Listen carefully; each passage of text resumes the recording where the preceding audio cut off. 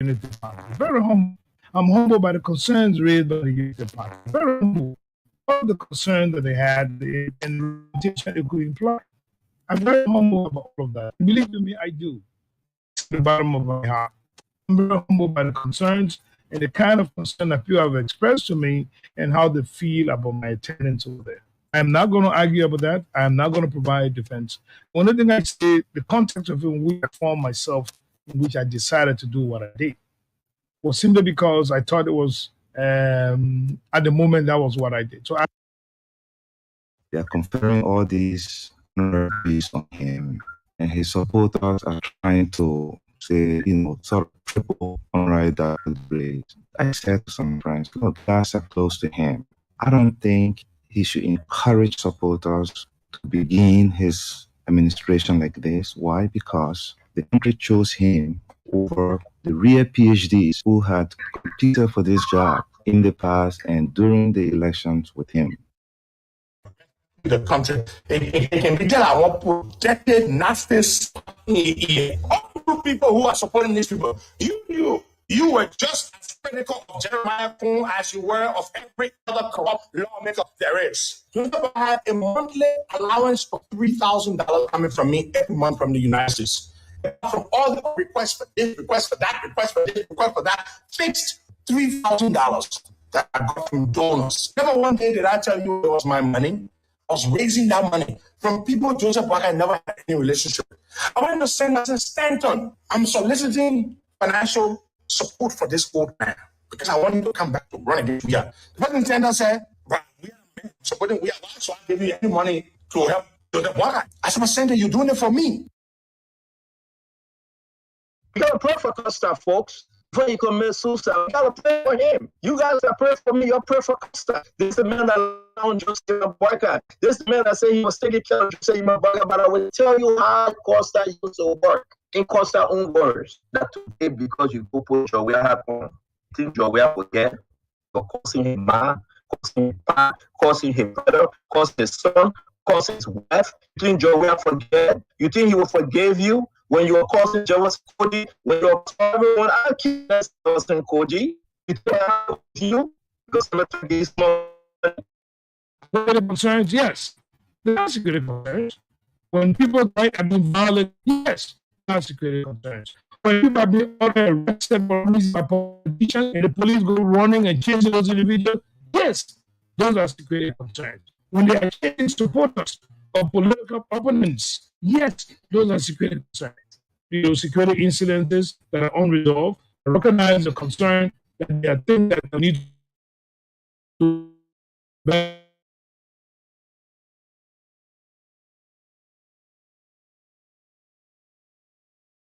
This report, the NEC cannot substantiate them. You can substantiate these reports, but it's against yourself to sell your card. It's against yourself to give your card to anybody else other than you. Because it's with that card that you can exercise your franchise, you can make that decision to vote for who you want to be your president, your senator, and your representative. If you want to give your card to somebody else, that person cannot use the card because the person is not you. But the person buying your card prevents you from voting. So we all need to be aware of this and I don't know, talk to our brother, sister, auntie, uncle, and children. We have here a rhetoric of some bad road medicine to divert people's attention from the real issue, and then the road construction is circumscribed to a few community roads in Monrovia, or should we be focusing on the major economic corridors that will ignite growth so that we can raise the resources to construct the roads in the secondary corridors? We did a corridor study here. The primary corridors were defined as the places where the majority of our population reside. And we're talking about Monrovia, Ganta, Monrovia, Buchanan. And then with the train track connecting Buchanan and Yekepa, you have a triangle there. So in that triangle, you have about 60% of Liberia's population living there.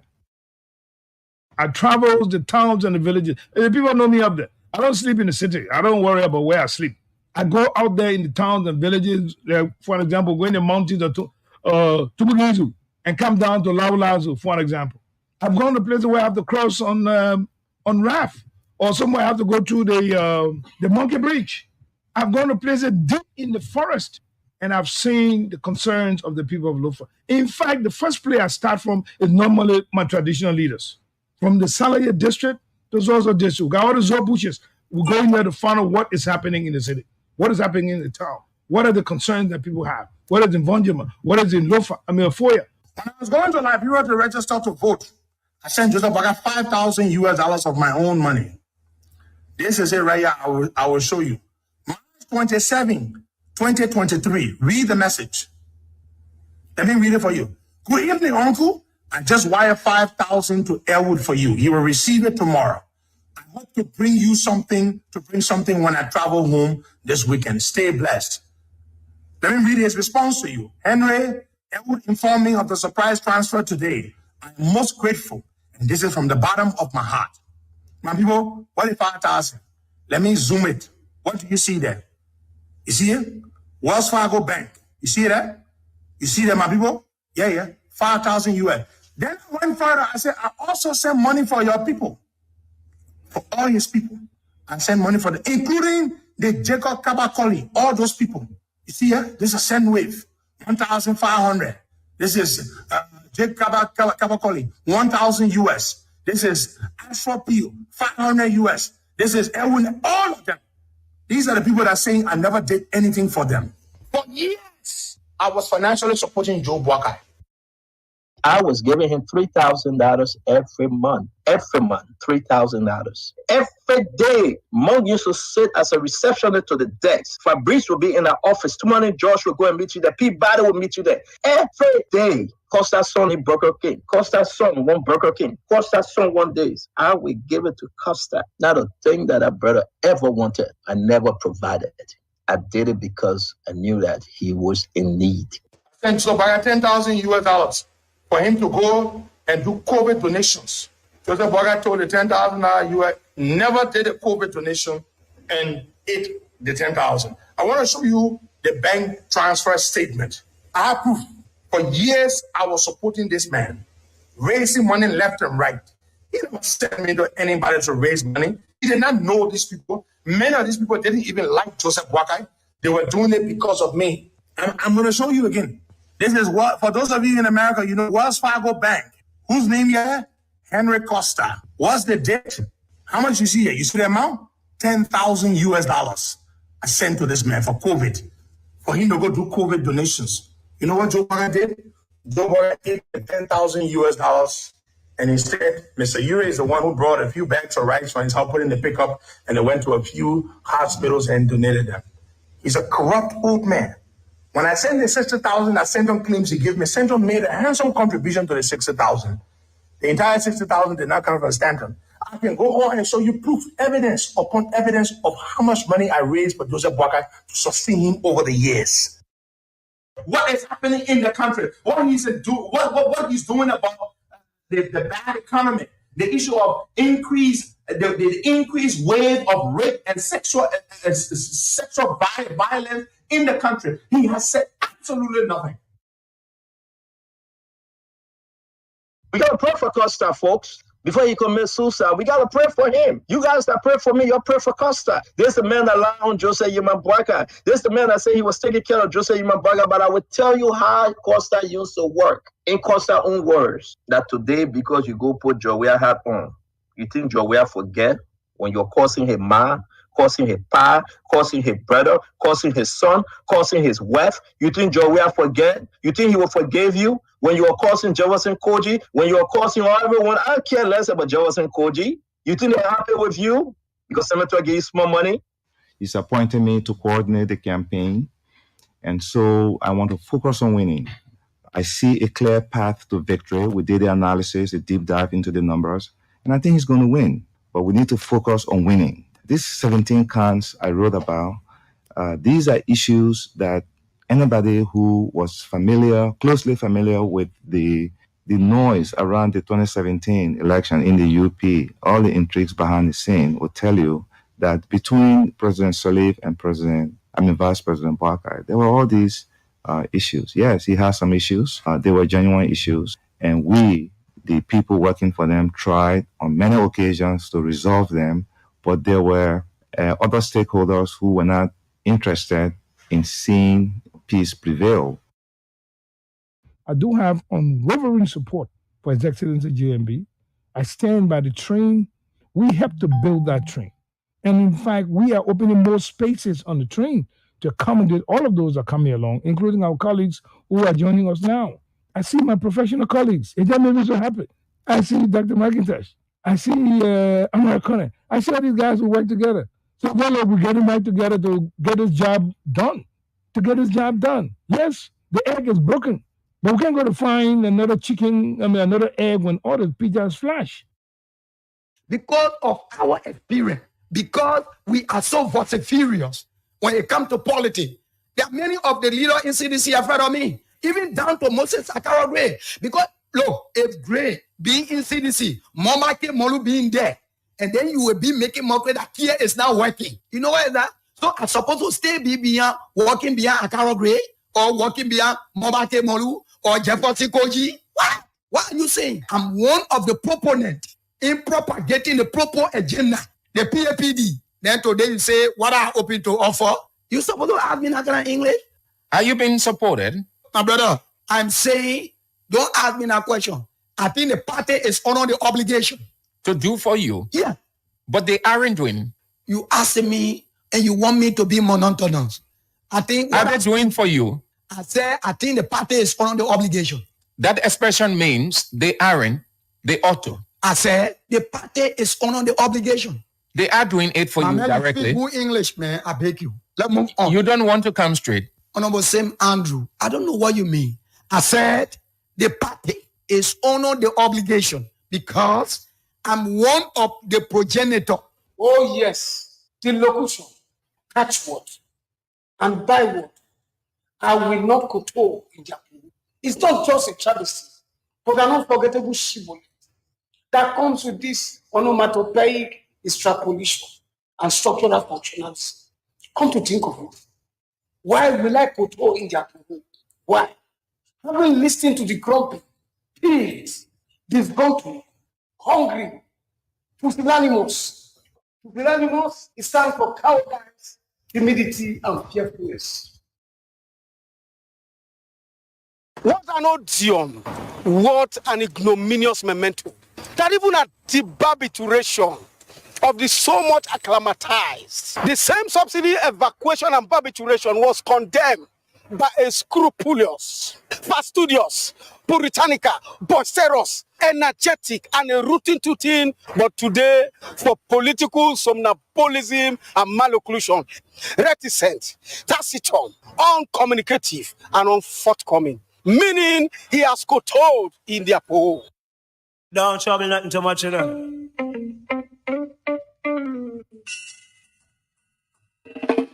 1, 2, 3, loving 4, 5, 6, 7, 7,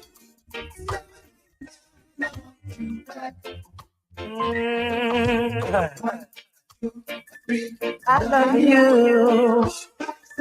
I'm missing you. I want you back. Long time no see. Out your love, I'm lonely. I miss you, and it's too hard to bear. What have you done to me? I'm waking up in the middle of the night without you, and it's so unfair. I toss and turn, reach for you, only my pillows. Soon awake, the morning sun rises, but I'm alone. Hurts my soul. 1, 2, 3, I'm loving you. 4, 5, 6, 7, 7, 8, 9, I want you back. 1, 2, 3, I love you. 4, 5, 6, I'm missing you. 7, 8, 9, I want you back. It shows on my face. The evidence is right here. My smile has been. Good afternoon, good afternoon, good afternoon, people. I have no appetite for food, has no taste. We got the appetite for the info. Thought you could be replaced. So we pursue it to the letter. Of you and me, and how great we used to be. It makes you extraordinary. It sets you on the pinnacle of society. Society is at liberty to incorporate you. Like a child, I would say it's so easy to you. 1, 2, 3. I love you. 4, 5, 6. I miss you. 1/3 of our existence centers on information. In the absence of information, you are dead. I love you. Good afternoon, and thank you so very much that you join us for the show Bits and Pieces on Voice of Liberia 104.1 Monrovia, Voice of Liberia 89.7 Kakata Magibi County Telecom Community, and Voice of Liberia 90.7 Bon County. The online radio, www.voiceofliberiaradio.com, as well as Facebook. Just put in the search box Voice of Liberia, and you are on the show. Thank you so very much that you made it a part of your itinerary. This 7th day of November 2023, election year in Liberia, run up few days to determine by you who becomes the next president of Liberia. Will it be George Weah, the incumbent, or Joseph Yomabwaka, former vice president? It's going to be interesting as we see the signs of it all. So we discuss the bits and the pieces. We just oppose and leave it with you to decide because you are the judge. My name is Sam Andrews.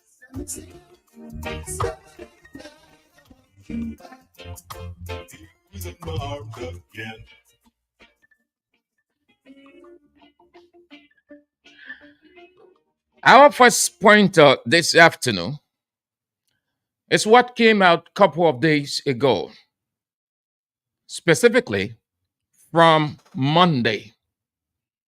On Sunday, former Defense Minister Brandon Samukai was at the church, the Fokleklon Jilale Church of President George Weah.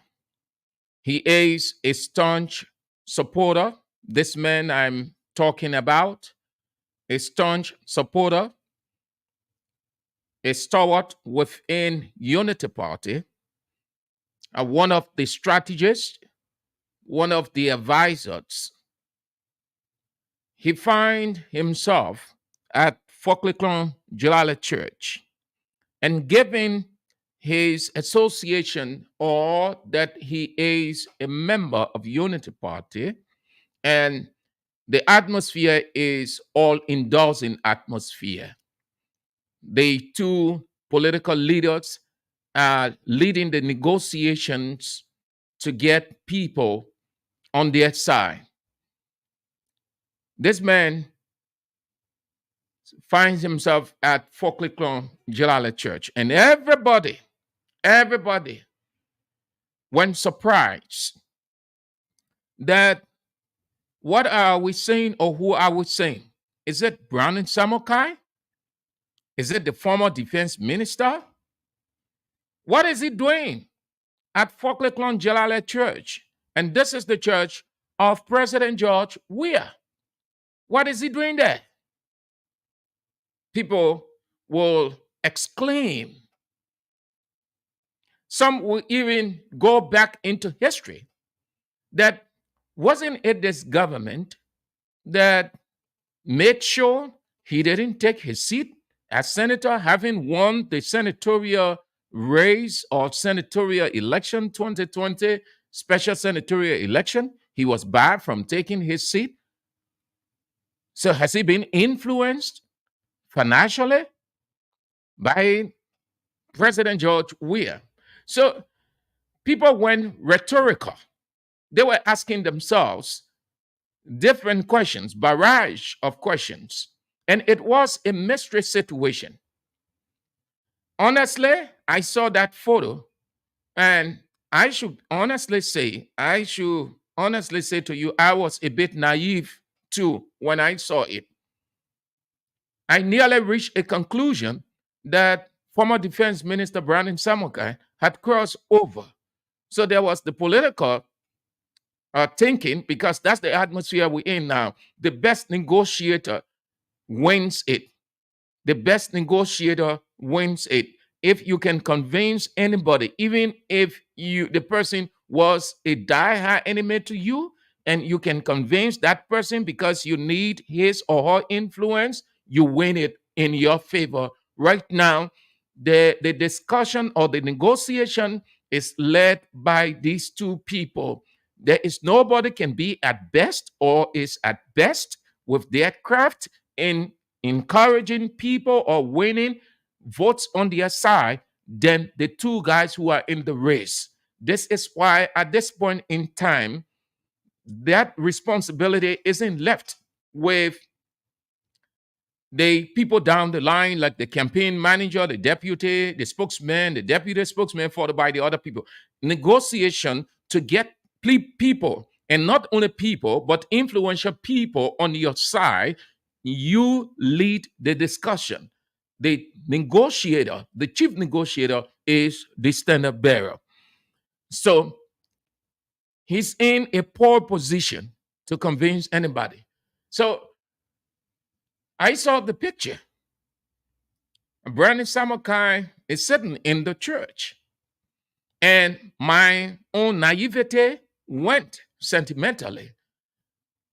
And part of that was that, okay, yes, I'm a bit naive to not to go to the crust of it, but I should also understand that this is a church, and anybody is open, or the church is open to anybody.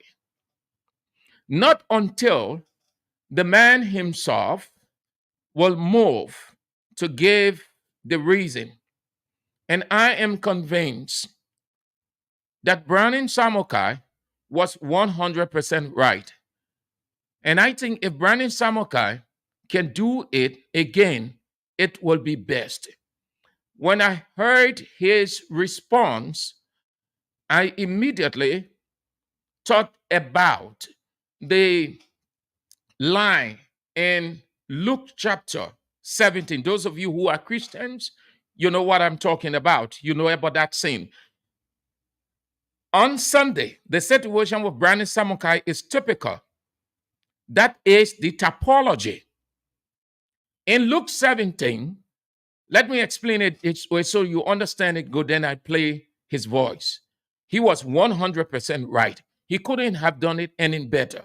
Well, probably. You may argue the timing, but the timing doesn't matter. The timing is determined by the person who intends to do it, not the person who did the act.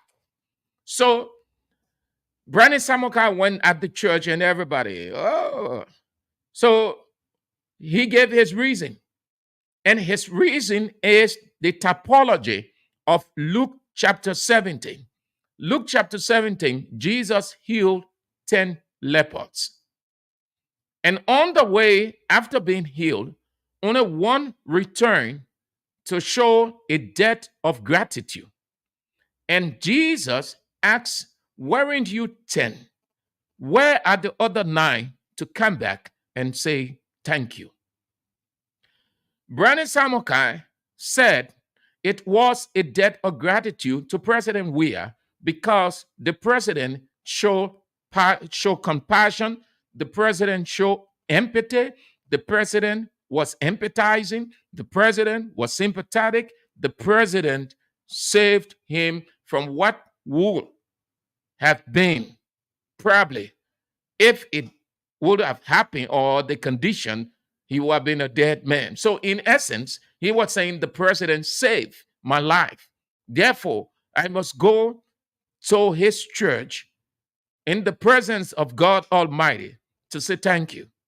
And no better time to tell a person thank you than on Sunday, in the presence of everybody. I want to believe that former Defense Minister Brandon Samokai could have booked appointment and goes to the president's office or his house, and everything is kept in private. Not all of the gratitude is shown in private. Some of the gratitude, God wants you to do it in the open so that everybody sees and knows. In this situation, Brandon Samokai was right. So he went there and say, you did this for me. This is my way of saying thank you. Can we worship God together? Can we give him thanks? Can we pour out our hearts together in gratitude for what God did through you? Because you are the instrument by which today I am not in jail. Because he said, former Chief Justice Francis Copper had resolved, though aware of his illness, his underlying effect, his words underlining, but it simply means that you had medical. When it said underlining effect in such a context, it means medical complications. So we put it in a simple form to say sick. So he was sick.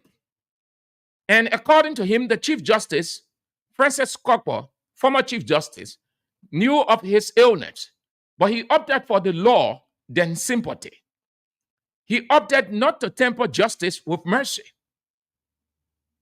So he approved his going to jail. So President Weah look at the situation and say, we can understand, but let temper justice with mercy and save a dying soul. What will it mean? As much as justice ought to be served, but at the same time, there's the human part to justice. So let Brandon Samokai not go to jail. Based on this, Brandon Samokai will show a depth of gratitude to President George Weah. I intend not to put this in any political context, but a human context. Whether it is a plus for President Weah, yes, but it's always good to look at a situation and save, reach out. So yes, Brandon Samokai, listen carefully, admitting, and at the same time criticizing the Chief Justice, who did not understand his medical condition, rather wanted him to go to jail at all costs because the law had to take effect. I'm humbled by the concerns raised by the Unity Party. Very humble by all of the concerns that they had and the representation it could imply. I'm very humble about all of that. And believe you me, I do. I say it from the bottom of my heart. I'm very humbled by the concerns and the kind of concern that people have expressed to me and how they feel about my attendance over there. I am not going to argue about that. I am not going to provide defense. The only thing I say, the context of in which I found myself, in which I decided to do what I did, was simply because I thought it was, at the moment, that was what I did. So I'm not going to come here and give an excuse, why I did it. I simply say to you, I'm humbled by what your sentiments are and the sentiment of many others. I saw a young man at the endorsement ceremony who shook my hand. His name is Samokai. I've been knowing you for years and I admire you. But I felt very disappointed when you went to go to President Weah's church. And I told him I really appreciate his candidness and I was humbled by his concern and I respect his view very, very well. I take that into consideration into future things. And I hope that nobody find themselves in similar situations like I find myself now. At any day, I could be sitting in the studio and the security people come to the order my arrest. There's no law stop them from doing that. None whatsoever. None whatsoever. You think the Honorable Chief Justice Copper cared whether I have some underlying illness that he personally knows? He didn't care. Did you hear that? You think the former Chief Justice, Francis Copper, was concerned that I have an underlying ailment or illness? He didn't care. He's confirming that he knew the Chief Justice knew, but the Chief Justice opted for this man going to jail, even if he died in there. President Weah comes along and said, wait, let's take a break. Let's look at this situation as carefully as we can. One, the law is the law, but we also have to look at or have to do a modification if that modification requires saving a life. He didn't care. He could have, he took a decision that could send me to jail for life. He could send me to jail forever. Only one person, given the kind of conditions in which things are, chose not to, and that was President Weah. The Honorable Chief Studio and the security people come to the order my arrest. There's no law stop them from doing that. None whatsoever. None whatsoever. You think the Honorable Chief Justice Cockrell cared whether I have some underlying illness that he personally know? He didn't care. He didn't care. He could have, he took a decision that could send me to jail for life. He could send me to jail forever. Only one person, given the kind of conditions in which things are, I can find myself now. Now, any day, I could be sitting in the studio and the security people come to the order my arrest. There's no law stop them from doing that. None whatsoever. None whatsoever. You think the Honorable Chief Justice Cockrell cared whether I have some underlying illness that he personally know? He didn't care. He didn't care. He could have, he took a decision that could send me to jail for life. He could send me to jail forever.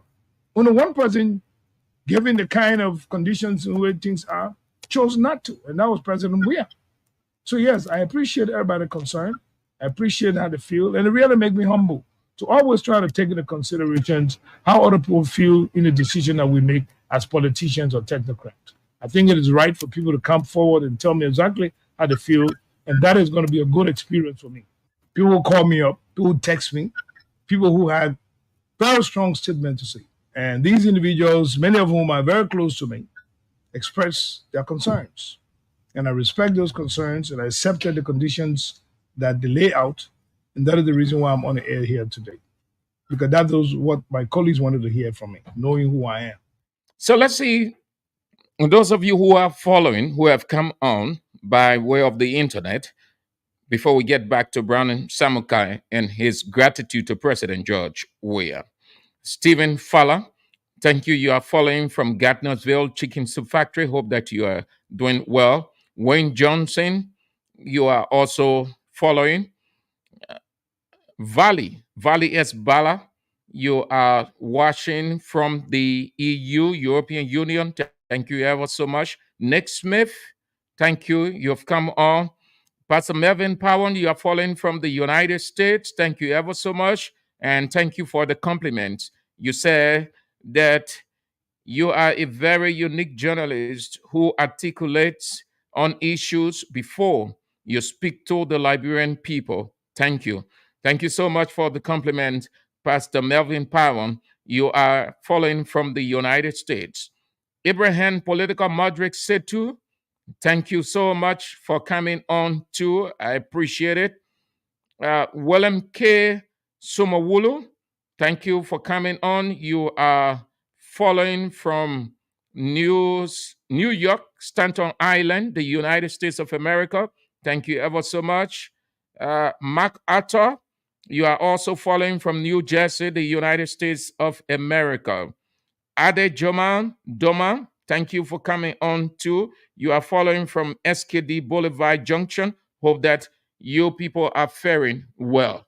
So if he wouldn't have done it, I don't want to believe that he would have had a peace of mind throughout.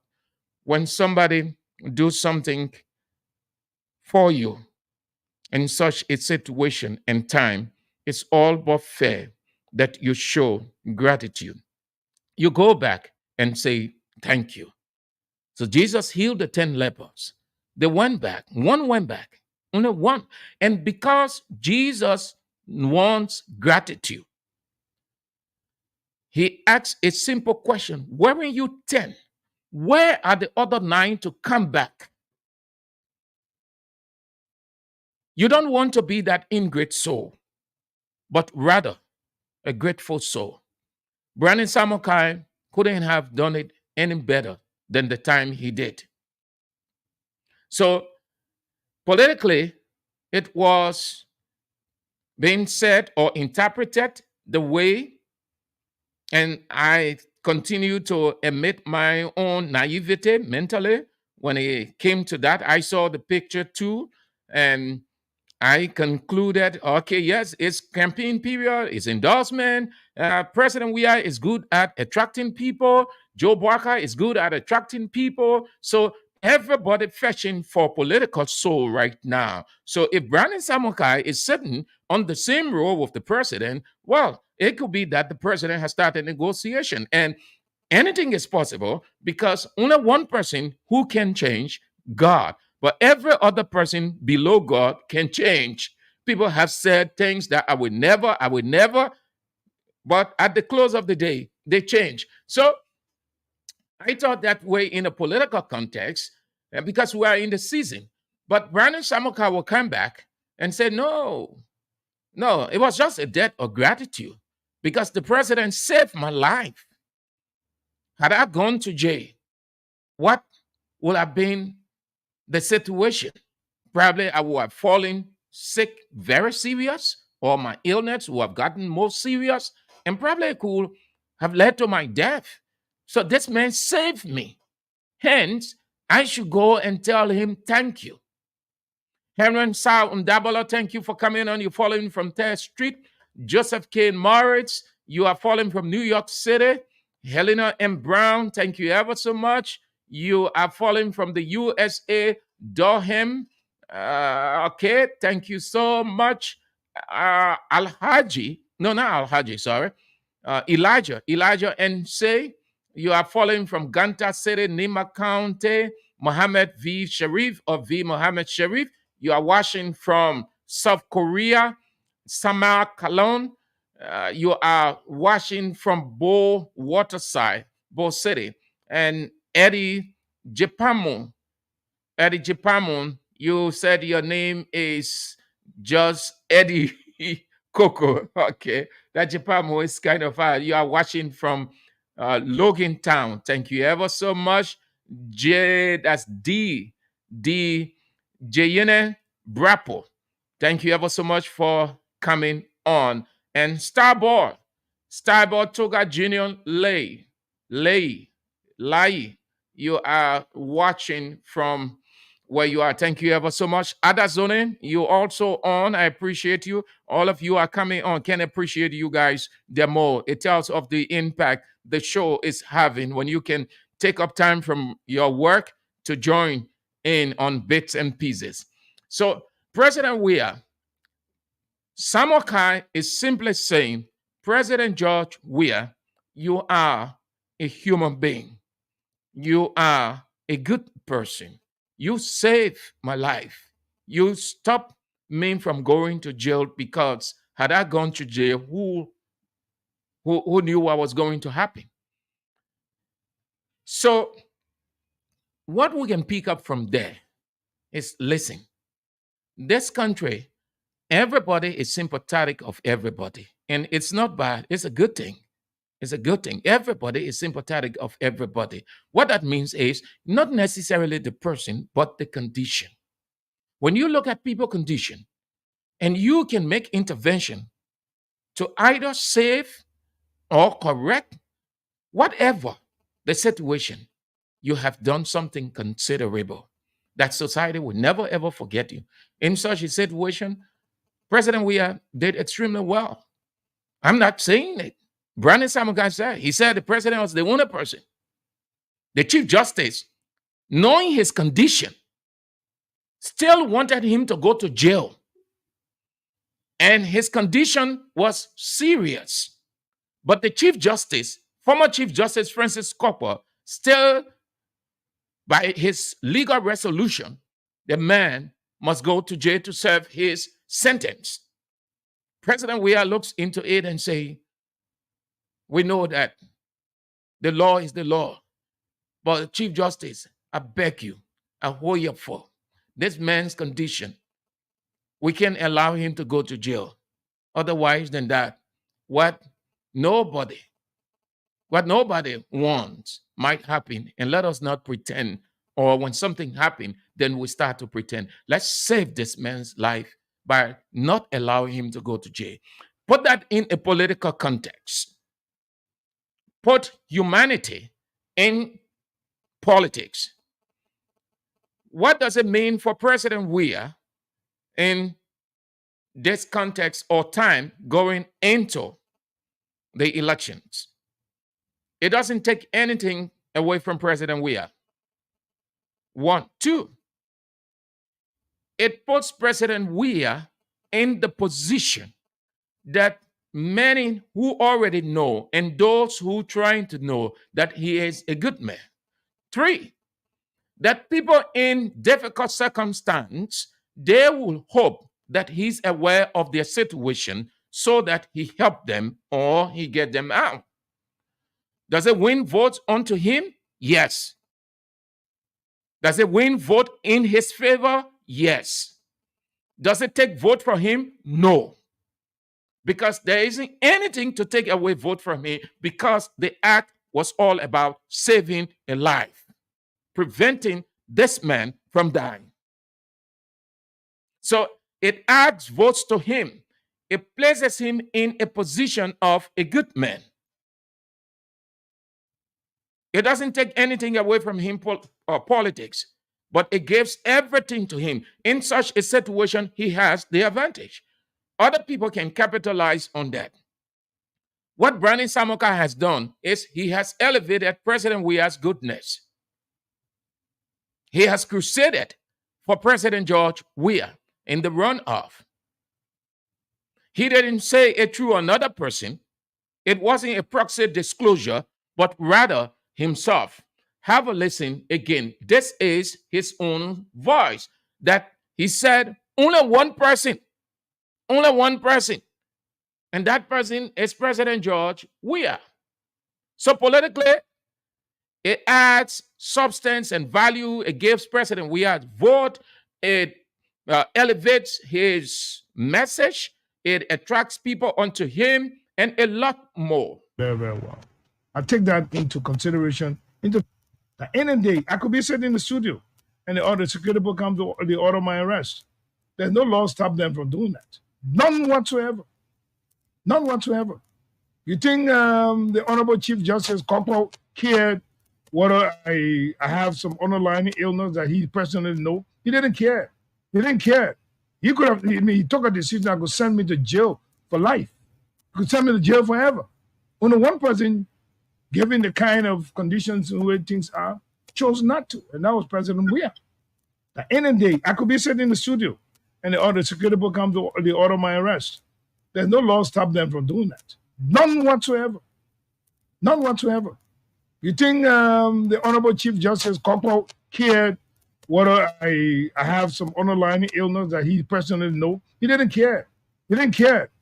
He could have, he took a decision that could send me to jail for life. He could send me to jail forever. Only one person, given the kind of conditions and where things are, chose not to. And that was President Weah.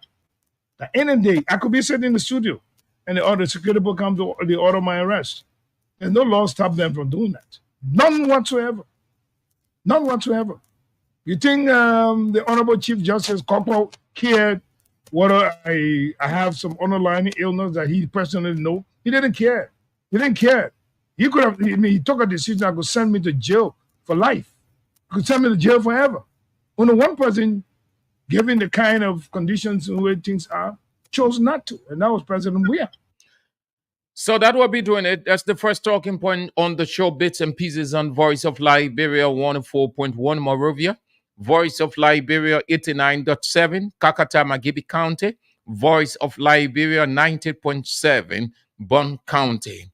The online radio which you can log onto and follow the show from wherever you are, www.voiceofliberiaradio.com.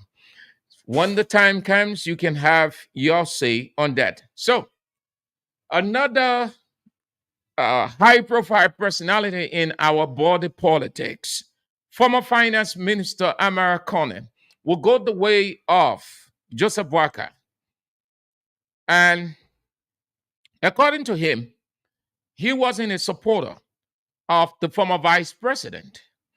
In 2017, he opted for President George Weah.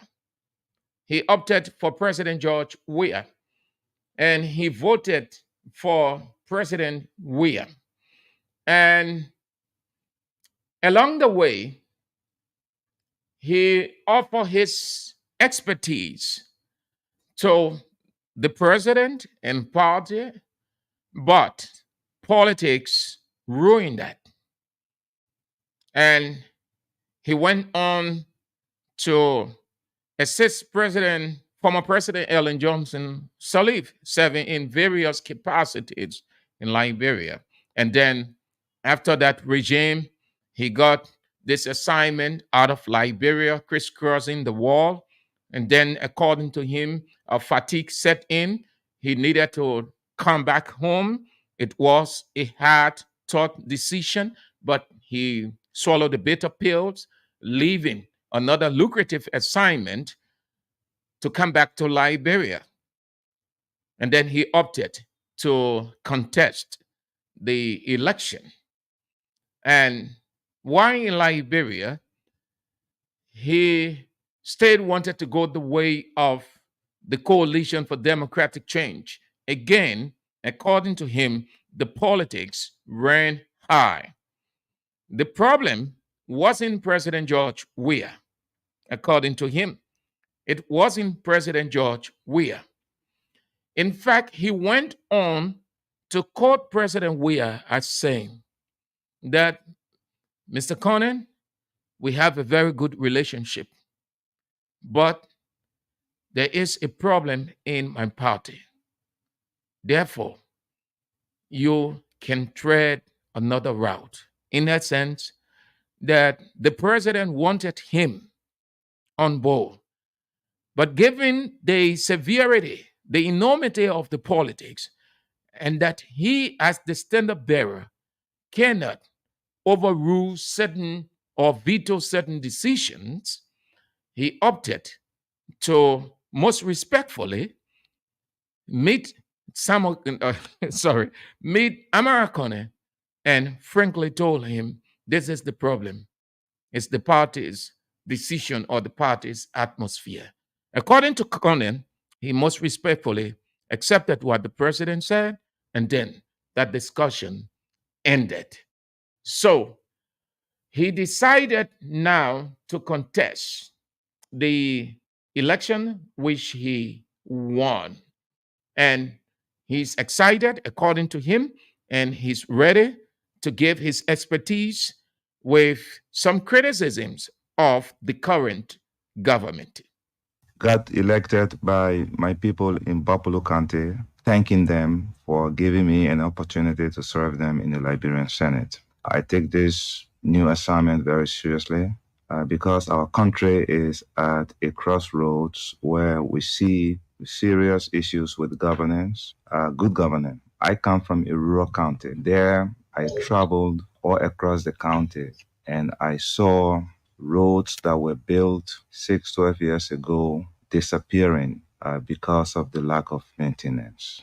I saw schools that have been abandoned for years, leaving our children to be farmers and diamond and gold boys.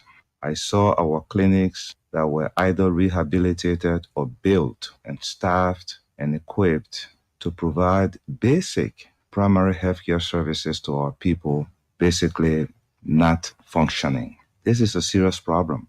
The roads, the farm to market roads are bad, so the crops from farms are not making it to the market, and the primary roads connecting major towns across the county and to the economic center of the country have been cut off for more than a year in some cases for more than 4 years. At my endorsement program, I took the personal narrative route.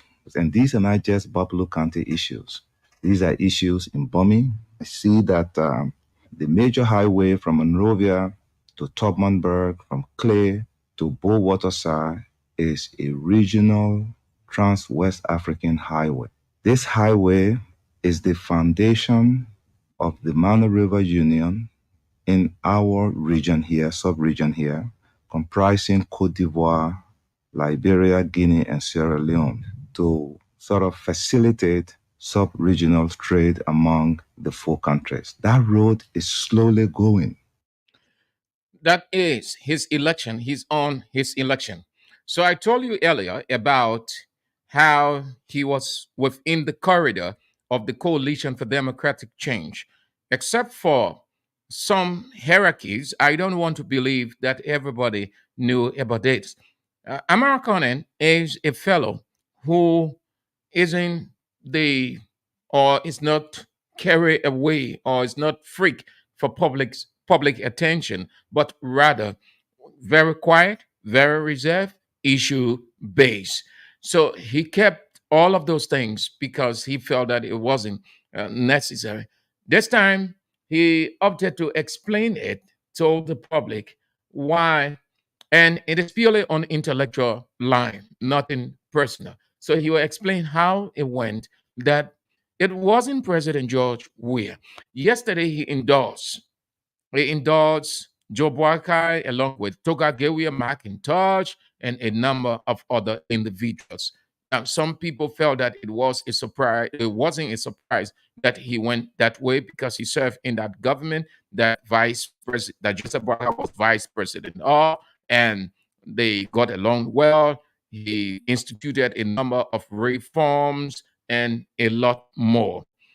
Though if it had gone the other way around, he would have he would have been held either way. So he opted to explain how it was that he was in the corridor of the coalition for democratic change. A couple of days ago, President Weah said that ARCOP was part of CDC infancy. So most of these parties, it is my understanding that CDC had a relationship with them, or that they got along well with CDC, or most of their officials, or some of the officials, were hanging around the Coalition for Democratic Change or the Congress for Democratic Change before it became the Coalition for Democratic Change. So they have relationship with most of these parties and individuals. So I didn't know that Amara Cohen was in the corridor of the Coalition for Democratic Change or Congress for Democratic Change also. Have a listen as he explains that. The issue of filling his seat in Monserrado came up when I was asked about it. So, well, this would be a good way to help him. With my experience, the few contacts I have in the Senate, I could actually help him govern properly. But then they politicize that to the extent that people I consider my friends, those who I helped give career to, I mentored to become somebody to prepare for governance in this country, because I tell that their party will one day win the leadership of this country. But turned against me and immediately concluded that by giving me Monserrado, I'll become powerful and I could contest against President Weah in 2023 this year. So they told me that in a 3-hour meeting. I'm not going to call him. I'm not a personal person. I focus on issue, I focus on facts. Those who follow me on Facebook, all the lies they talk about me in government, I was able to show facts against them. So I said, okay, great, no problem. I met with President Weah. President Weah said, look, we have a relationship. I'd love to have you, but right now, with the tension in my party, it will not be advisable for me to support your bid after he made a commitment. So I said, Mr. President, I don't want to be a distraction for you. Then he encouraged me to come in 2020. At the time, Geraldine Do Sharif was the senator, and she had not supported him. The idea was to support me against her. That was in April of 2018. After that meeting, President William himself did not talk again until I think 5 or 6 days ago. I won in Bablu. CDC fought me in Bablu vigorously. 2 candidates against me, one the party candidate, and the other is my friend, the finance minister. Was just one into there. Again, we ran an issue-based campaign, and the message resonated with our people. And I'm happy that they've given me this opportunity, and I intend to be a strong voice of governance in the Senate. That was 24. So, topic of all, or the atmosphere is saturated with endorsements or endorsements have saturated, filled the atmosphere. And I've been listening to some of the commentaries and interpretation about endorsement.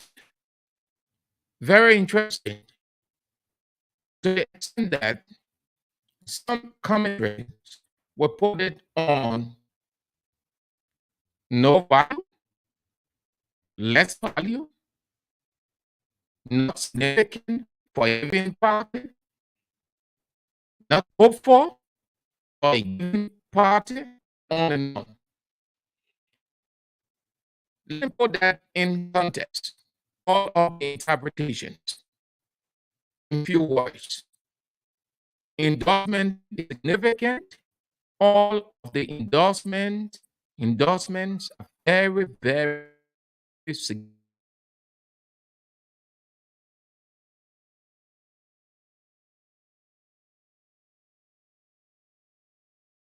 Election with one vote, and he crosses over to either one of the two parties, and one vote is significant. There isn't anybody who endorsing significant. Everybody is significant because they bring to October or November 14 votes. They are influential. They can sway votes. So all of the endorsements are very significant. Very significant. Whichever way people try to color it, to take the substance and value it, to think that it is insignificant because this person ended the election, you can go with the number.